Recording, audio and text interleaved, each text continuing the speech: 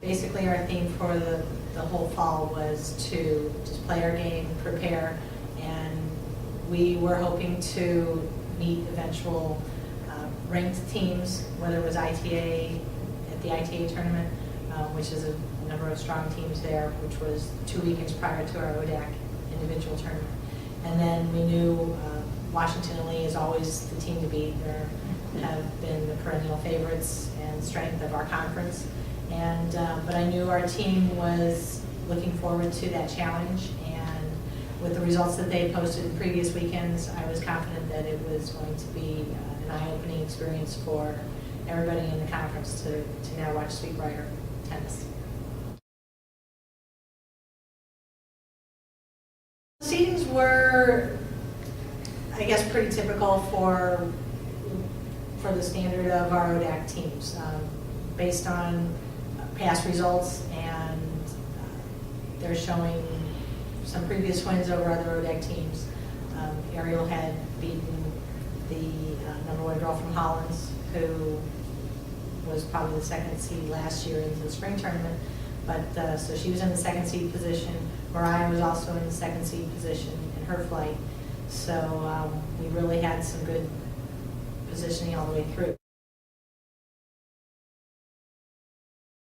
After I beat Holness, that was a big one because last year we were neck and neck with them at ODAC, so I was kind of sitting on a high horse after I had that win. But I knew W&L was coming next, and a week before that we had a close match against them in doubles, so I knew it was going to be a really emotional match.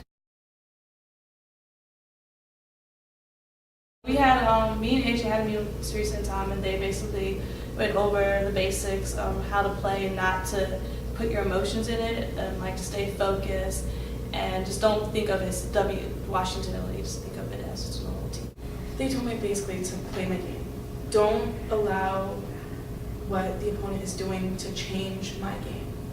So whatever she was doing, I was to adjust, but still play aggressive, and don't allow what she's doing to totally change what I'm doing.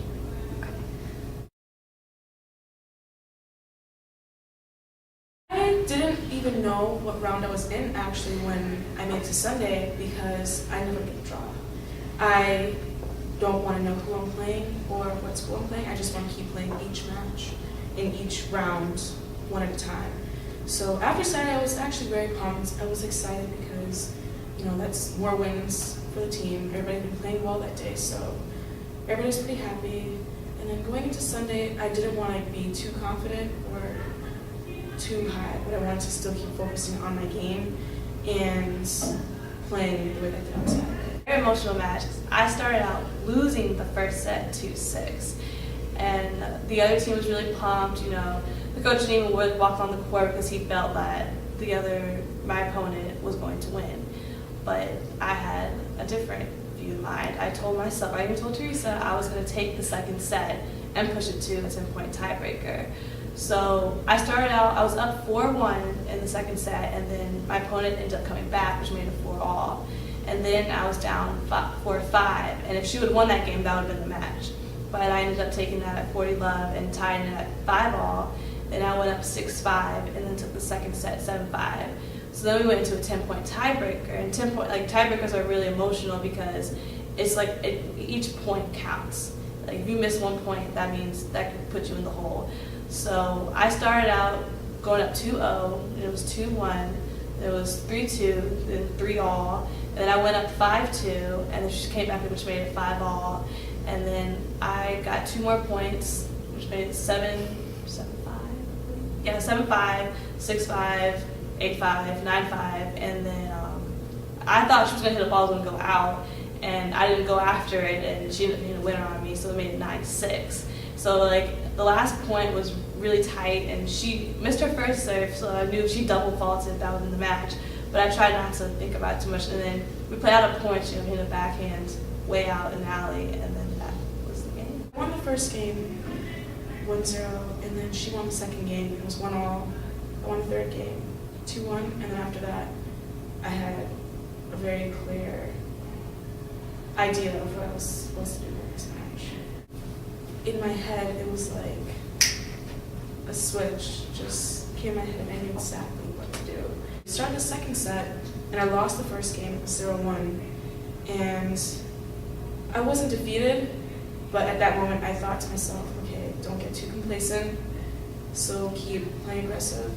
And it was 1-1, and then 2-1, and then the rest of the set just continued. It was really kind of surreal because you, as a coach, you envision where you want your team to be. You work on that daily, trying to get them prepared through some of the mundane routines with the warm-up. Like Ariel said, we do the same thing all the time. We're trying to create habits. And habits under pressure, you want good habits to show up. So we really did try to just make things very routine. And, you know, as they're playing, it was just, I don't know, it was definitely a coaching highlight for my career, just to see them both, because I know they both have worked so hard, and the team has worked so hard, but they were really knocking on the door against their top opponent. It wasn't just an inspiration for just the tennis team, but I think for all athletics, because you're gonna have teams in your conference that dominate. But if you can show that you can beat those type of players, then I think that gives everyone hope that yes, we can do it. If we put our minds to it, we can do this.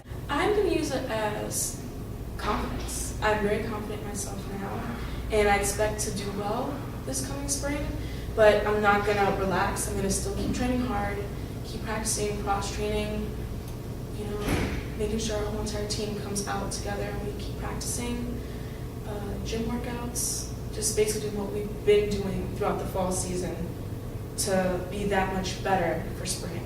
Hopefully for our athletic department and athletics in general at Sweetbriar College is that with the right, we have the coaches, we have the facilities, we now are getting the players to believe in our mission of excelling and being successful at the conference level and hopefully sectional and national. We have that caliber of athlete here at Sweetbriar College.